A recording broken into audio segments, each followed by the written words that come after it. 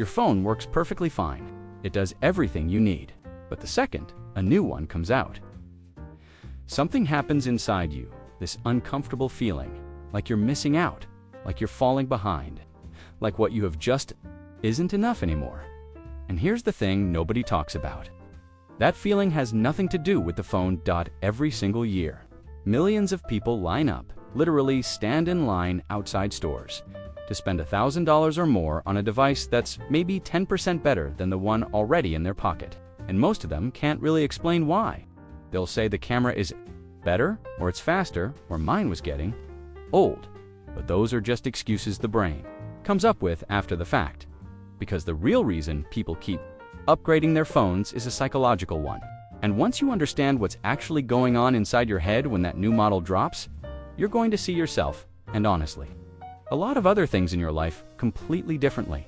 Let's paint a picture. It's a Tuesday morning. You're scrolling through your phone. Everything's fine. Then you see it.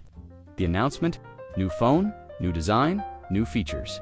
And almost immediately, your current phone, the one you loved 3 weeks ago, starts to feel old, slow, embarrassing, almost.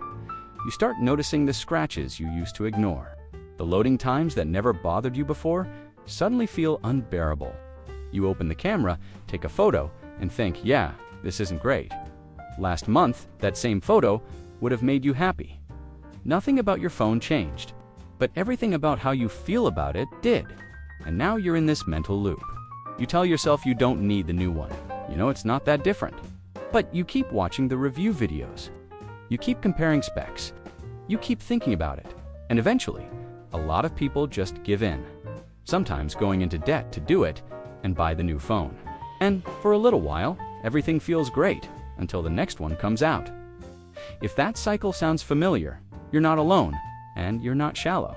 There's a very specific psychological reason this keeps happening, and it goes a lot deeper than just liking nice things.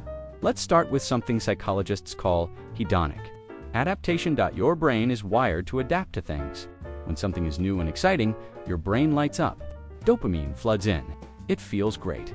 But over time, and this can happen surprisingly fast, your brain adjusts to the new normal. The excitement fades.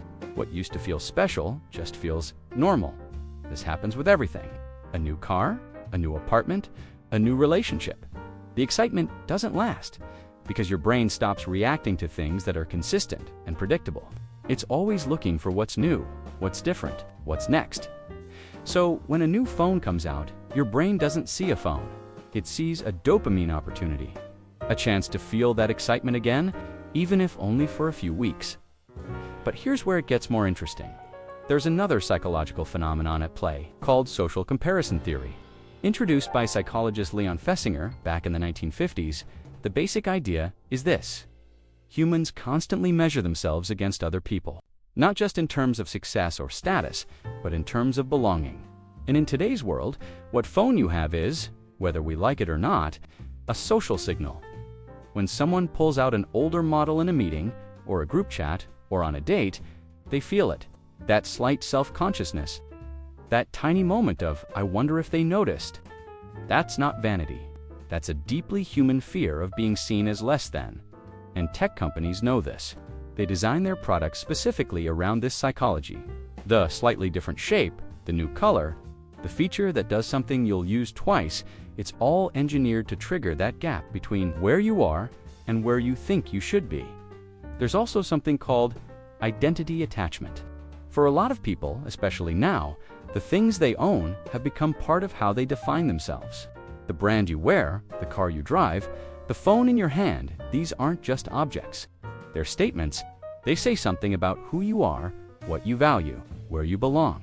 So when a newer version exists and you don't have it, it can feel on some unconscious level like your identity is slipping, like you're not keeping up, not just with technology, but with yourself, with the version of yourself you want to be. This is also why people who upgrade compulsively often feel a rush of confidence. Right after getting the new phone, it's not just the object. It's what the object represents to them in that moment. And then there's a more uncomfortable layer to this: emotional avoidance. Research in consumer psychology has shown that a significant portion of impulsive buying, and yes, this includes phone upgrades, is driven not by desire, but by discomfort. When you're stressed, bored, anxious, or feeling stuck in some area of your life, buying something new gives you a sense of control, a sense of action. You can't fix everything, but you can have the new phone by Friday. It's a distraction that feels like progress. Here's the moment where it all clicks. Together, the phone isn't the problem. The phone is the symptom. What you're really chasing when you upgrade is a feeling of being enough, of being current, of being in control, of being excited about something, and those are real human needs. There's nothing wrong with wanting them. The problem is when you keep reaching for a short-term fix to meet a long-term need, because the dopamine from a new phone lasts maybe 2-3 weeks. Then you're back where you started, except now you're $1,000 lighter, and the cycle starts again. This isn't about willpower. It's not about being smarter or more disciplined. It's about understanding what you're actually hungry for and finding something that actually satisfies it. So, what do you actually do with this? First, pause before you act. Not forever, just 72 hours. When you feel that pull toward the new phone, don't fight it, but don't act on it immediately either. Give it 3 days. A lot of the time, the urge drops significantly. That's because a lot of impulse decisions are driven by a spike in emotion, not by actual need. 3 days lets the spike pass. Second, name what you're feeling before you search. Before you open the browser to look at specs, ask yourself, what am I actually feeling right now? Bored, stressed, restless, disconnected. Just naming it doesn't fix everything, but it creates a small gap between the feeling and the behavior. And that gap is where you get to make a conscious choice instead of an automatic one. Third, track the pattern. Look back at your last 2 or 3 upgrades. How long did the excitement last? What were you going through at that time in your life? A lot of people, when they do this honestly, notice a pattern. They upgraded during a stressful time at work, or when a relationship wasn't going well, or when they were feeling stuck. The phone was the response to something else.